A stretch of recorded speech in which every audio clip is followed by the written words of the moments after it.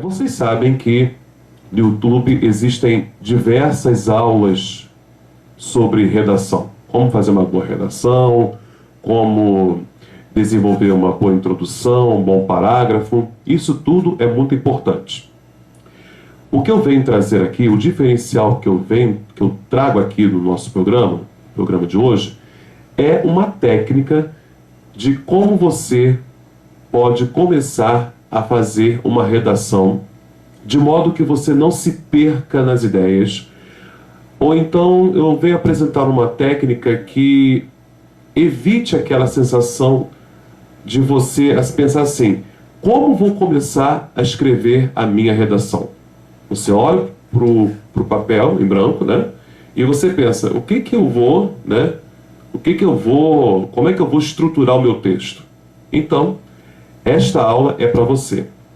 Lembrando que não adianta somente assistir aulas de redação. É importante a prática, é importante que você treine a redação. Então vamos começar nossa aula sobre redação do Enem e vamos começar levantando os conhecimentos prévios. O primeiro conhecimento prévio que apresento para vocês é a formação escolar do aluno ou do candidato.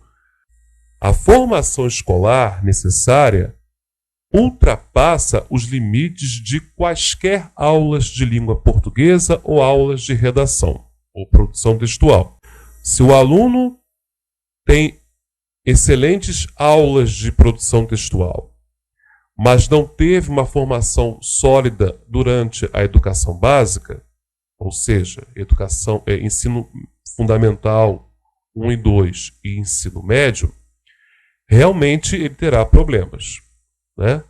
Além disso, né, a formação escolar também, né, dialoga com aquilo que o aluno, por ele mesmo, procurou aprender, por meio de leituras, né, por meio de uma visão crítica da realidade, né? Por exemplo, vai escutar uma música, pense nessa música, o que essa música quer transmitir, não é? Então, quando nós consumimos música de qualidade, quando lemos livros de qualidade, nós temos que procurar refletir sobre o que estamos consumindo, não é? E, de certa forma, essa análise crítica, ela vai nos alimentar, digamos assim, de ideias essas que podem servir na hora de produzir uma boa redação, não é? O próximo conhecimento prévio importante para a produção de textos dissertativos argumentativos para o Enem é entender que o texto a ser produzido é um texto em prosa.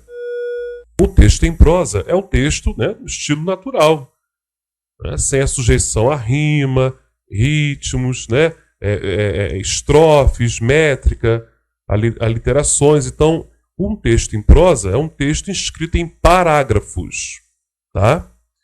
É um texto escrito em parágrafos.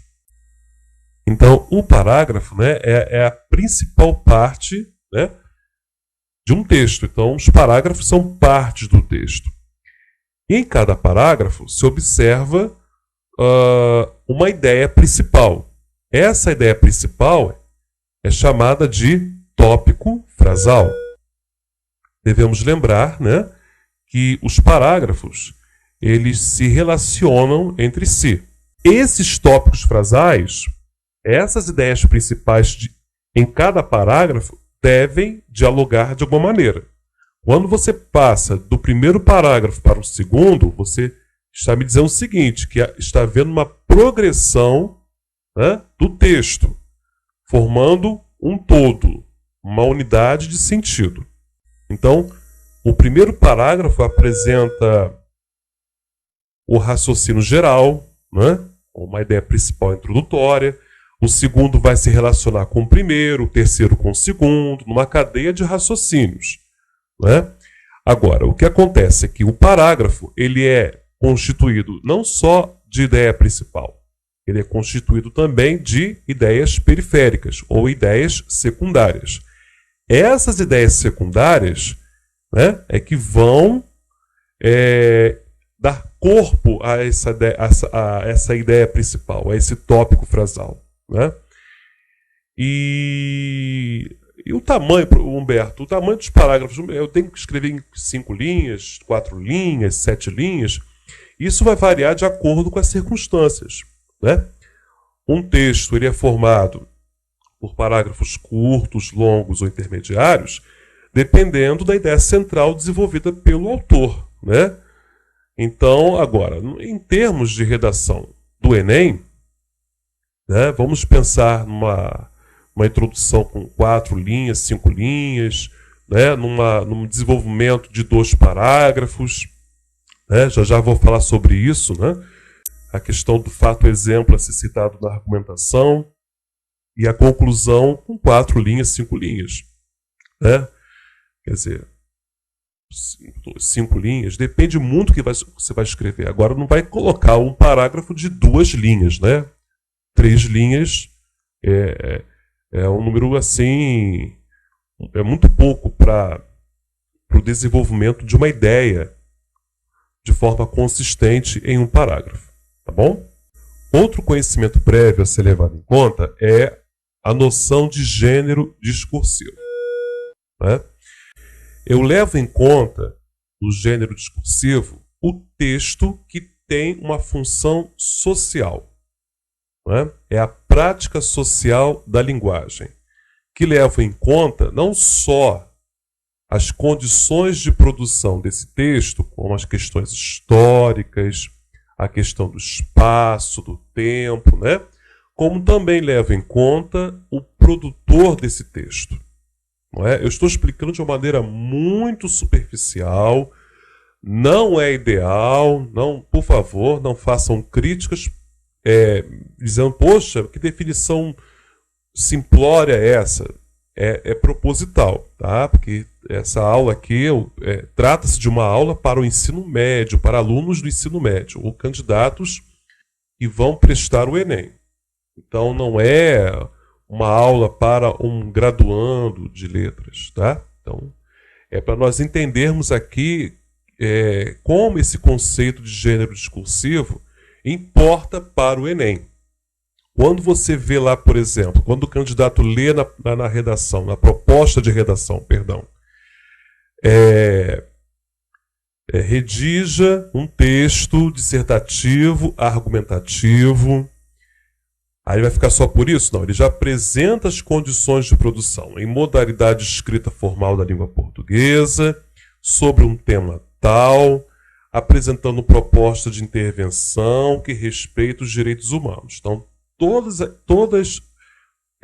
essas informações, na verdade, são as condições de produção, né, do texto dissertativo, argumentativo, desse gênero discursivo pertinente para o Enem, para um exame nacional do ensino médio que vai selecionar candidatos para determinadas vagas nas universidades, sejam universidades públicas ou universidades privadas, tá bom? Outro conhecimento prévio importante também são os mecanismos de coesão textual, né? O que nós vimos na aula passada, que a coerência ela se reporta à questão do sentido, né? Ela se reporta à questão do sentido do texto. E aí você leva, né? Você entende a coerência como o raciocínio lógico daquilo que você vai escrever, né? Diz respeito ao sentido global do texto e a sua interpretação por parte do receptor. E leva em conta a inferência, a informatividade, situacionalidade, enfim.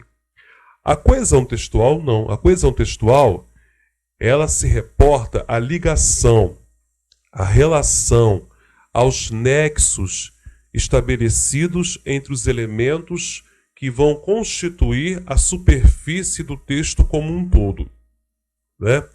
A coesão é explicitamente revelada por meio de marcas linguísticas, né? E possui um caráter linear, né? Uma vez que se manifesta na organização da sequência textual, né? A coesão é o elo entre os elementos superficiais do texto, né? Ela não é a condição necessária nem suficiente para que um texto seja texto. Porém, em se tratando do Enem, o uso de elementos coesivos dá ao texto maior legibilidade. Outro critério, outro conhecimento prévio importante, melhor dizendo, é a norma padrão, né?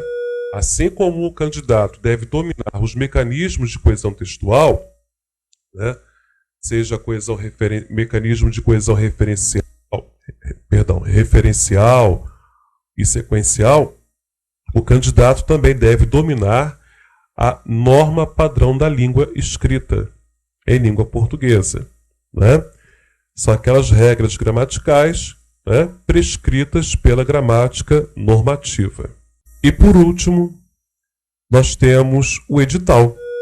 Né? É de suma importância que o candidato leia atentamente as regras do edital. Bom, a redação ela é dividida basicamente em 3 partes: introdução, desenvolvimento e conclusão. A introdução se reporta à tese. O desenvolvimento é o conjunto de argumentos que serão baseados nessa tese levantada na introdução. E a conclusão é a proposta, é a apresentação da intervenção em relação ao problema levantado na tese, na introdução. Tá?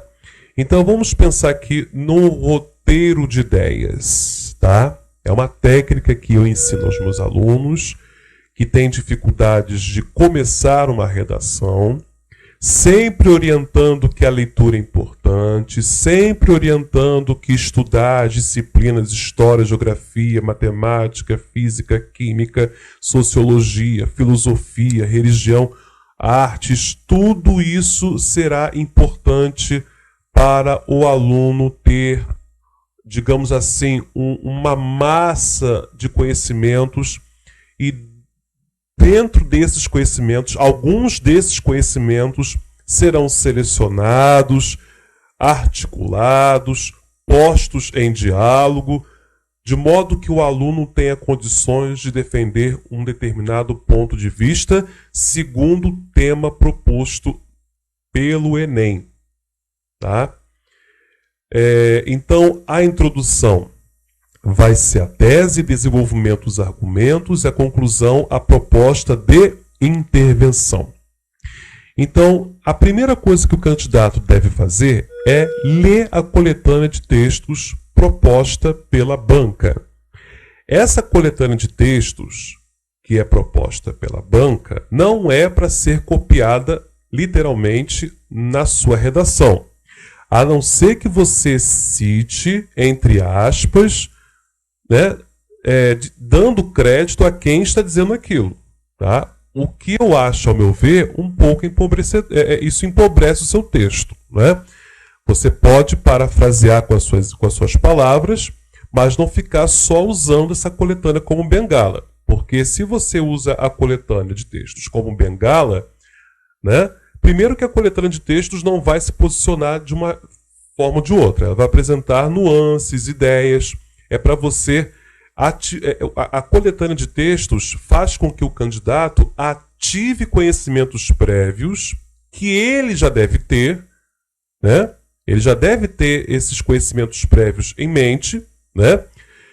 E aí, uma vez ativados, ele vai verificar, bom, essa ideia é interessante, essa não é, isso me faz lembrar de uma coisa interessante, isso me faz lembrar também de uma coisa interessante, isso aqui eu concordo com essa ideia, eu não concordo com outra ideia, enfim.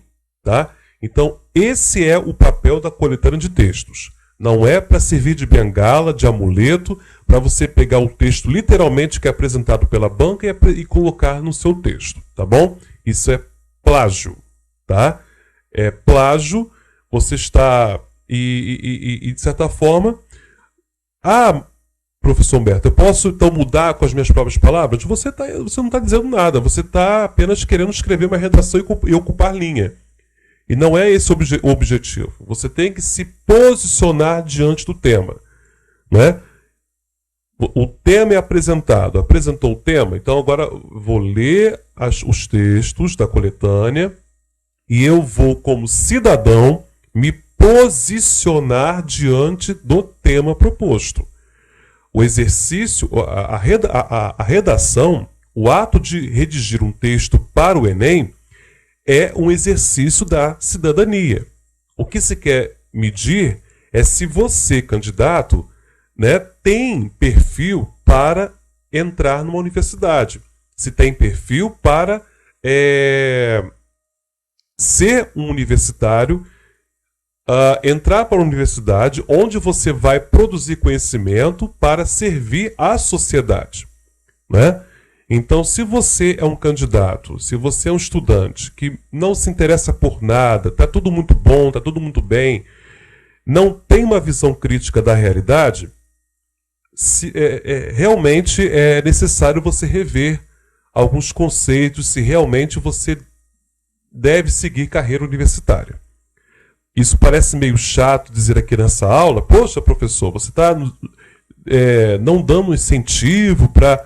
Você está desincentivando o candidato? Não é isso, estou mostrando a realidade.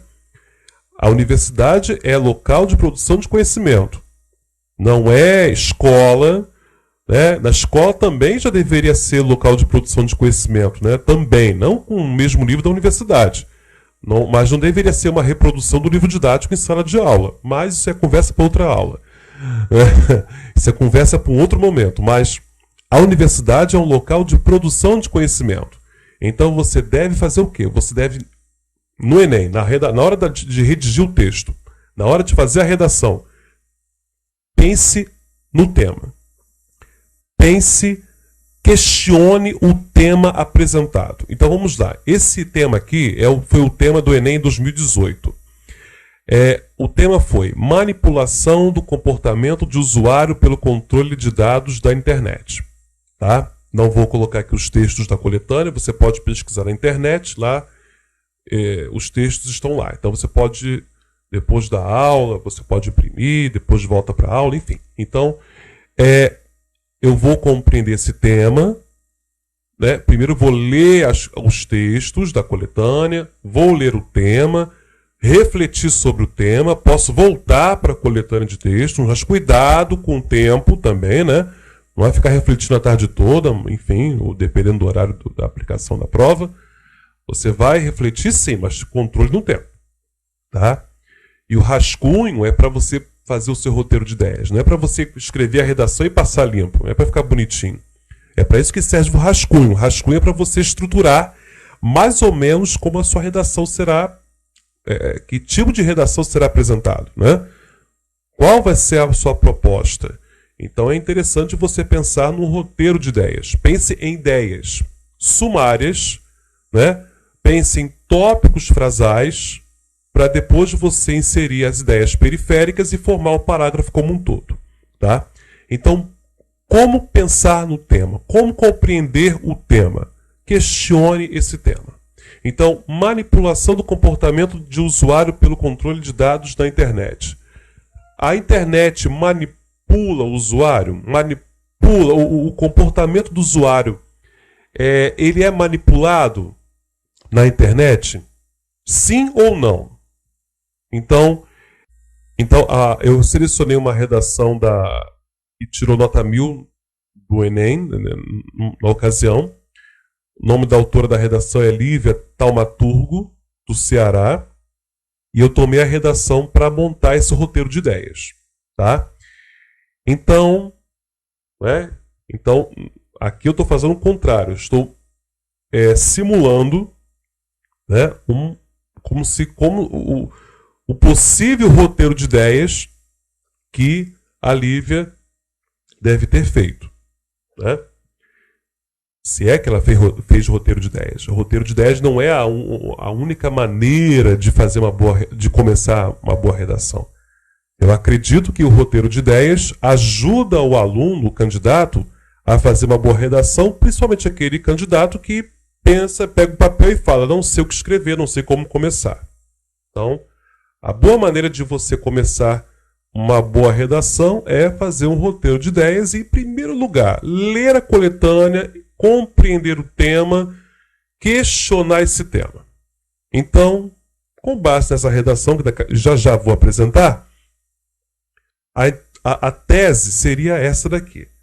A internet tem sido usada para manipular o comportamento do usuário.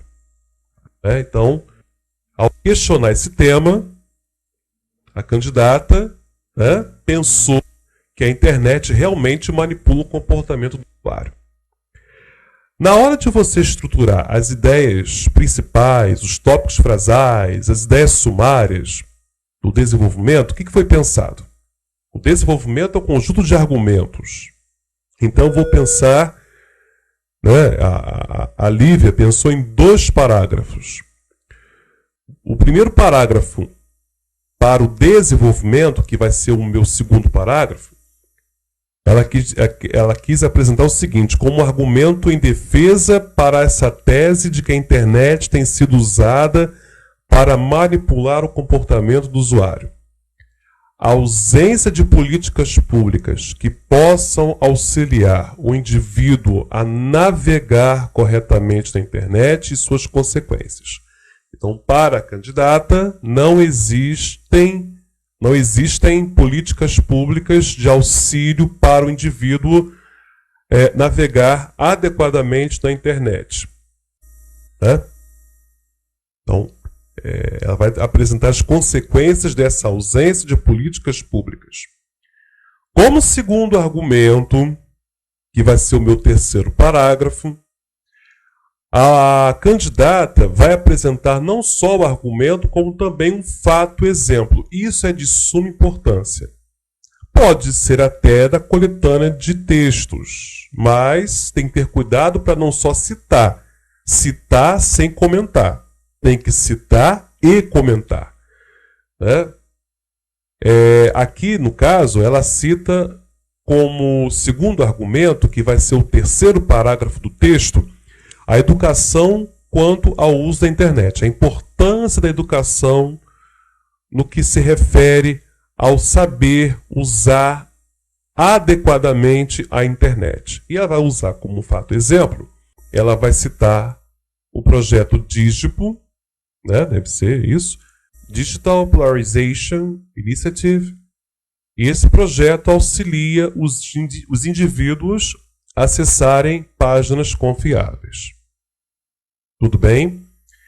Agora, na conclusão, que é a intervenção, intervenção ao problema levantado na introdução, que se transformou numa tese, a partir da tese de que, depois do questionamento do tema, a candidata formulou uma tese, problematizou esse tema e disse que realmente a internet tem sido usada para manipular o comportamento do usuário.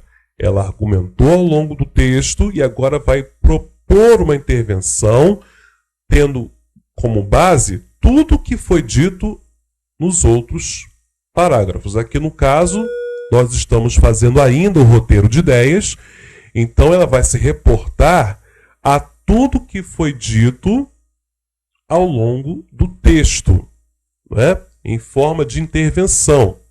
Então, se a internet tem sido usada para manipular e não existem políticas públicas, e cita o exemplo da Digital Polarization Initiative, qual é a conclusão plausível que vai servir de intervenção? Ela vai citar, os estados devem promover políticas públicas que possam, de fato, auxiliar a população a navegar de forma adequada na internet. Então, essa vai ser a conclusão da candidata. Essa vai ser a intervenção da candidata em relação ao problema que ela levantou, Problema esse gerado a partir do questionamento do tema, e ela formulou aqui dessa problemática a tese. A internet tem sido usada para manipular o comportamento do usuário. E dessa tese, a candidata apresenta a intervenção. Os estados devem promover políticas públicas que possam auxiliar a população a navegar de forma correta na internet. Bem, Terminado aqui o roteiro de ideias, agora, né, vamos pensar essas ideias como tópicos frasais, como ideias principais. Agora, qual vai ser o meu dever? Com base nas minhas compreensões, com base nos meus conhecimentos prévios, eu vou inserir, eu vou interpolar, eu vou incrementar, né, com ideias periféricas. Eu vou incrementar as ideias principais, esses tópicos frasais, com ideias periféricas. A soma entre a ideia principal e as ideias periféricas vai resultar no parágrafo, tá?